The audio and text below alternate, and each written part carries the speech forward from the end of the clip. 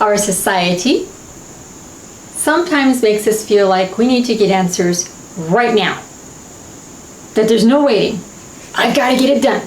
Got to hurry up. Make sure this is taken care of, that's taken care of. But what happens when we choose to back away from that thinking and just listen for what God tells us? Have you thought about that?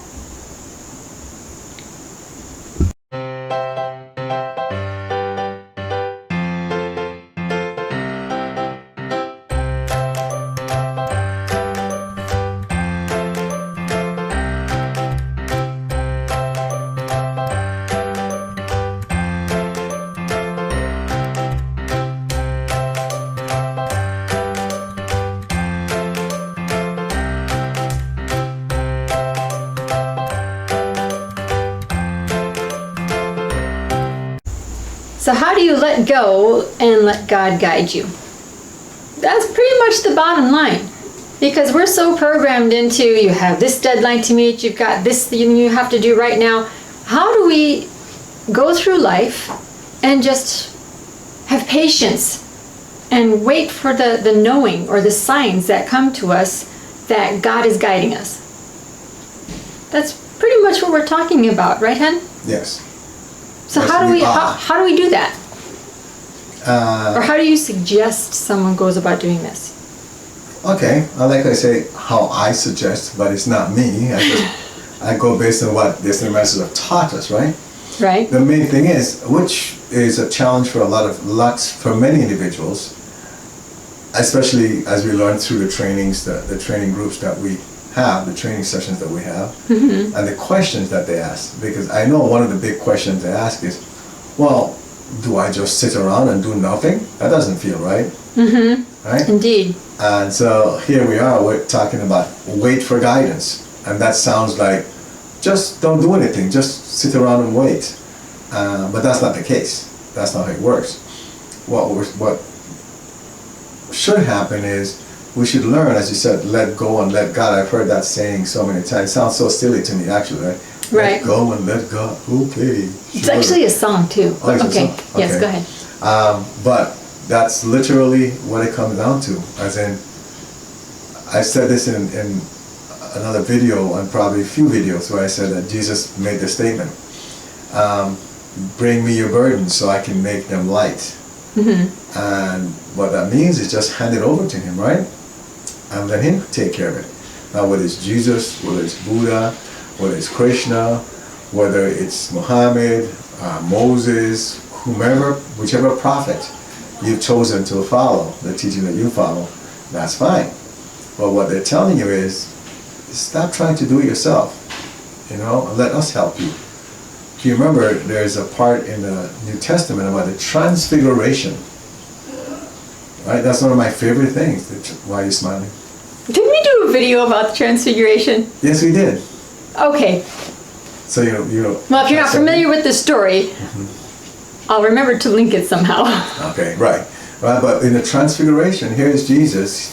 He's about to be crucified, right? He's about to be arrested and crucified, and he's very concerned. He's like, I know, I agreed to this whole thing, but I don't know, I'm having second Now, thoughts just about to it. let you know, this is my husband's version of the story. Oh yes, this is my version right here. You're not going to find this in the Bible, right? But he's very concerned. So what does he do? He goes to this mountain, and he says, hey, Moses, Elijah, I know you guys are there. I need to talk to somebody. So will you guys just come and talk to me? And he goes up to this mountain. They probably told him, meet us up here, right? He hears that, or you hear that. And he goes up there, what happens? They appear to him. Mm-hmm. And then he has this conversation with them. His disciples heard it. I mean, they didn't hear the conversation, but they saw him talking to Moses and Elijah. Mm-hmm. And then when they're all done, they disappear. He comes back down. And then he's fine. He goes through whatever he has to go through. Why did I bring that up? It's the same thing. See, he had to get guidance. He went to them and said, listen, what should I do? I'm really concerned about this. Now, people might say, well, he's Jesus, he's God, what would he be afraid of? Why are you asking me? I'm not privy to that information that discussion he had, unless he wants to share it with us.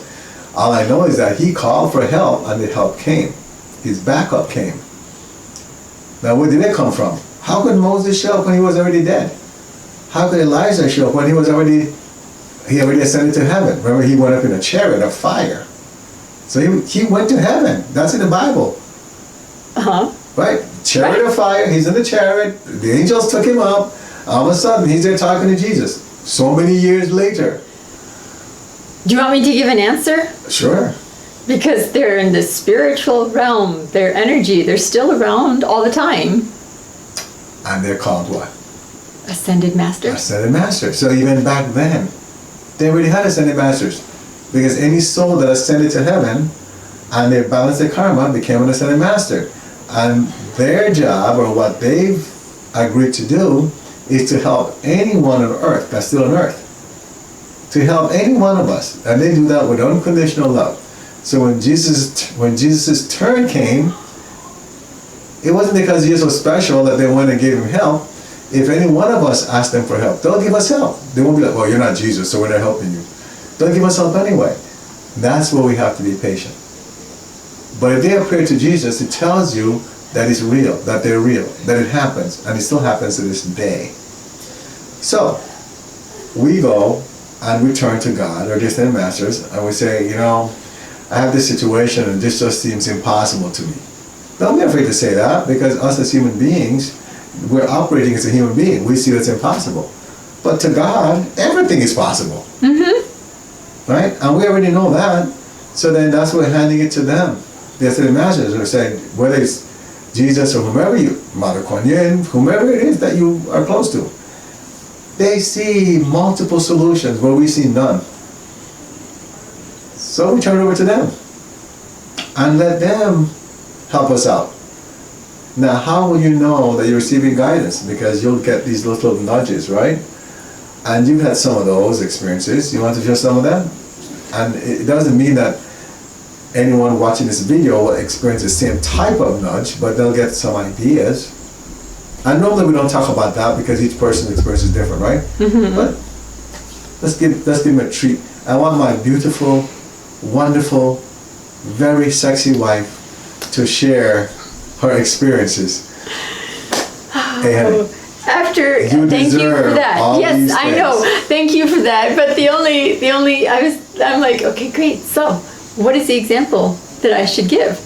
And as you're saying all that, the only one that's going through my head is when we had to go drive an hour and a half away the other day so I could pick up a product.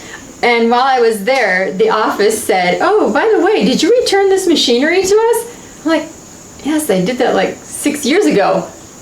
Oh, well, it's still showing in our system that you have that machine. I'm like, well, I don't. And that had to be taken care of.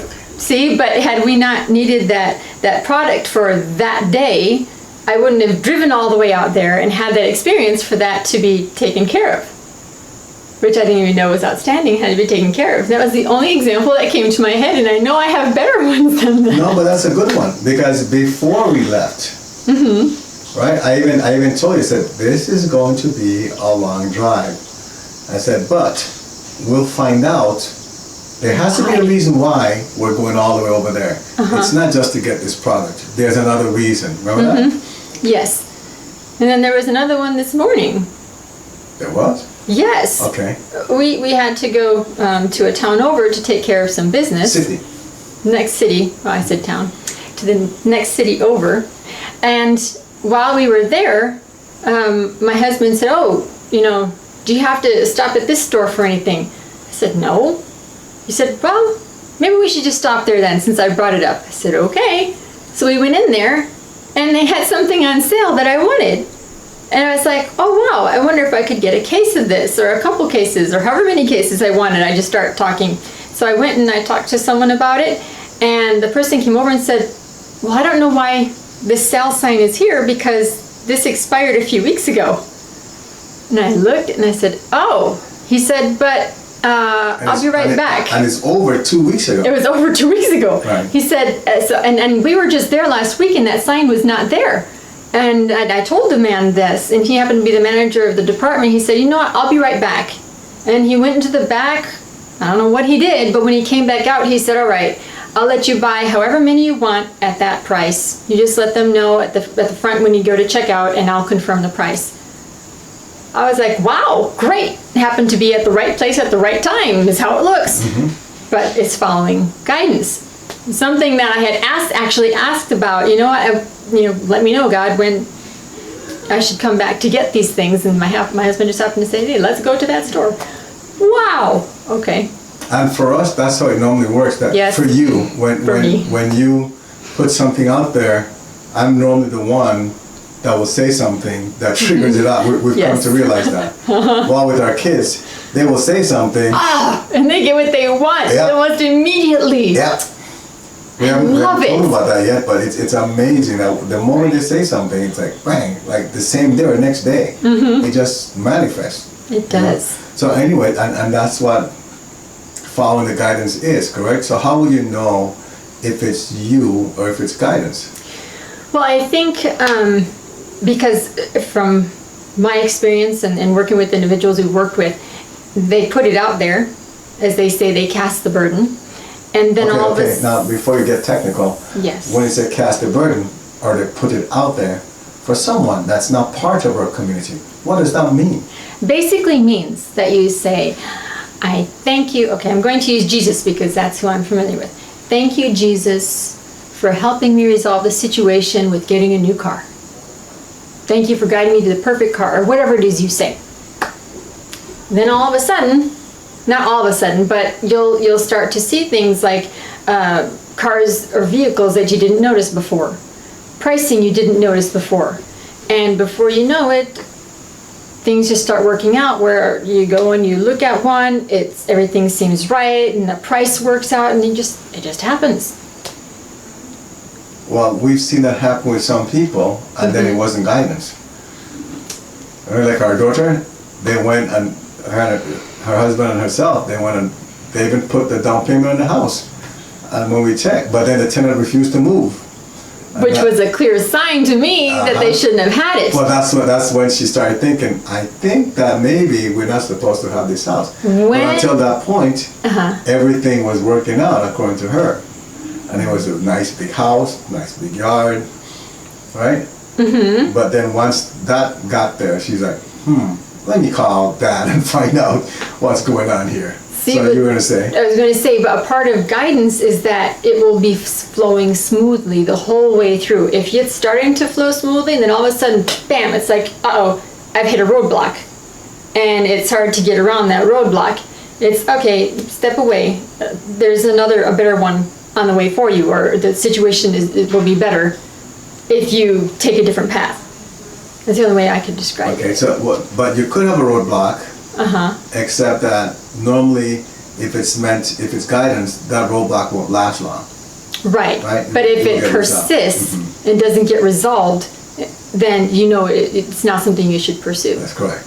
It's kind of like when you're looking at a GPS. The ascended masters are up there. They can see the whole world, right? But we're only seeing point A to point B, and we see, we might go down one path, but then we run into some traffic, so we try the next one, and there's something else there. But then the last one, it's smooth sailing. So I don't know if that And then the analogy Ascended helps. Master would tell you, take the smooth sailing one, right? Yes. That's what would happen. Yes, That's then you'll how- know because of hunches, feelings, and the way things work out. And if you're part of the community, We can confirm it for you if you're part of the community. that's what you do. So what you do is you send us a message, Mm-hmm. or you contact us and say, this is what I'm thinking about doing, this is what I think I'm getting. Would you please confirm, and we'll let you know. But that's, one of way or the course, other. once you're part of the community. You've completed your consent form, and we're working with you already. So anyway, So now, going Yes. back to what we're saying, so about being patient, I mean, what happens is there's so many individuals that will ask for guidance, but then go ahead and just do things on their own because it's taking too long. They're even told what the guidance is, but they just feel like it's not materializing, it's taking too long, or maybe they don't believe in the guidance. If it's guidance, why is it taking so long? right? And they just say, you know what, I'll just take matters into my own hands, and is that the right term? Yes, Okay, and then I'll just go do it. you force it. You force the issue, right? And then what happens then? Then it turns out into a situation like someone whom we've mentioned before, where they end up getting a vehicle that sits in their garage that they thought they really wanted and needed, and they're making payments on a vehicle that they don't use. This example's been brought up in so many videos. But it's such a great classic example. It is. You know? But then we also have individuals that where, especially when it comes to relationships, where they've asked, oh, should I be in this relationship? Should I pursue this relationship? And then, or how beneficial it is. And then they're told, well, it's like 20% beneficial, it's 0% beneficial.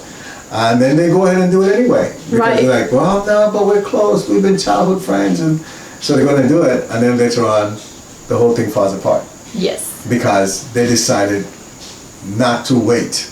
You know, because they feel like this is their perfect mate. And instead of waiting based on guidance that guidance has told them, this is not your perfect mate, just wait. They're like, no, this is the perfect person because I've been this person since I was a child. We get along just great. It doesn't work out. Right. So the key is to be patient. The key is to be patient.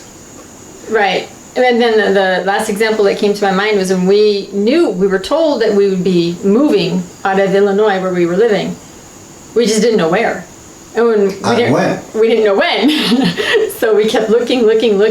But then when the process started, and once we found the house, it was just bam, bam, bam, bam, bam. Whoa, you're moving, you're done. Okay. It was so fast. Here's the key part though. From when we were told that we'd be moving to when it actually took place, how long did it take? I think it was like 5 years, 6 years. 5 years. 5 years. So when we talk about patience, we didn't question guidance, we just knew that time would come. And so we started packing, but we didn't know when it was going to happen. So we packed for 5 years, and all of a sudden when it took place, it was practically overnight, right? It was. It was. And that's how you know that guidance has kicked in, because it's so swift. It is. It's always very swift. But the key thing is that when you get the guidance, be patient. Know that the ascended masters are taking care of you. They love taking care of us. Because this is what they do. It gives them joy to do that. So it's not like they'll do something to harm us. Everything they do is for our best interest, is for our highest good, and for everybody else around us. But we have to know that it's not on our time. Remember that outside of our little realm here, there is no space or time. God, like they say, God's time is different than ours. God doesn't really have time because there's no time there. We're the ones that operate in time, with this concept of time. So be patient, because when it comes, you will enjoy it. You will love it. Stop trying to force things. Stop trying to figure things out. Just pay attention to these little nudges that you get. And if you want to confirm, get a hold of us. Just communicate with us, and we will confirm for you. Okay. But patience is the key, right? Yes, it is. If you have any questions, make sure you let us know. Remember to subscribe and like this video. Join the Facebook group 190 Vision to connect with others on the same journey. Get help by visiting our website 190vision.com. Support the 190 Vision mission by clicking on the donate button, which is at the bottom of each page of our website.